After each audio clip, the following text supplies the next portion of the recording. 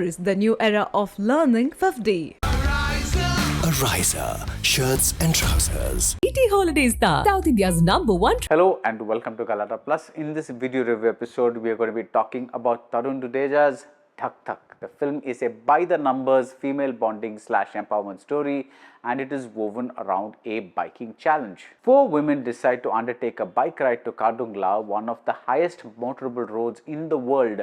Along this road trip, they bicker, they bond, and they receive life lessons, sometimes from something as simple as a butterfly emerging from its pupa.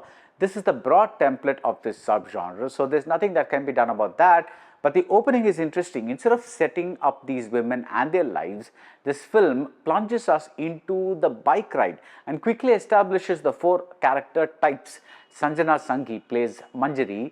She is the easily scared one. Fatima Shaikh plays Sky. She is the alpha female of the group and she is the scarred, bitter one. Ratna Pathak Shah as Mahi is the maternal one, and Dia Mirza as Uzma is an enterprising Muslim housewife whose spark has vanished over time thanks to a bad marriage. And then we go back in time to the Jab They Met phase. We get individual stories about oppression. For instance, Mahi's daughter is not impressed that Mahi is being interviewed about being a biker, or that this interview is being shot beside a posh hotel. All she wants is her mother to show up for a get-together with her famous Dahi Bhalle. Now, Uzma too is reduced to a cooking machine. We learn why Sky is so bitter, and we learn what scarred her. We get to see a slice of Manjari's life, which involves marriage and so forth. It is all ultra generic stuff. Nothing really pulls us into these characters, into their lives. Each of them has a seed of something that could sprout into an entire movie, but in getting compressed, all we are left with is the feeling of been there, done that. The problem with Dhak Dhak is not that it is filled with cliches. When Uzma protests that she will not be able to go along, main nahi ja paungi, you know of course that she will relent. The trailer has already told us that she is part of this bike ride. When Sky decides to abandon the expedition, you know that of course she will return. When calamities occur, whether it's a flood or an illness, you know of course that they are just pit stops along the way and that the destination will be reached at any cost. The problem is that the story is told in the broadest strokes and there is very little that reaches out and touches you. I was moved by something Uzma says, that she and her husband changed as people. Sometimes that's all the explanation you need for a marriage that no longer works.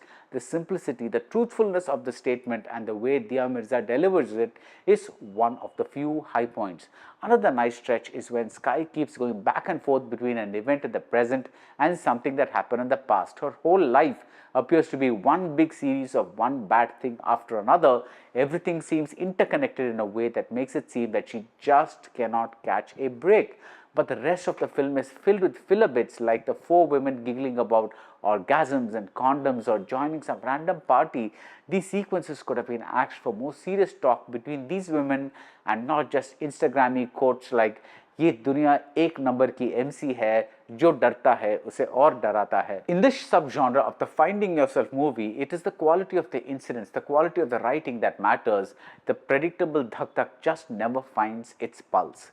And that's it about Dhak Dhak. If you like this video review, do subscribe to Galata Plus and see you soon at the movies. A riser, shirts and trousers. ET Holidays Tha, South India's #1.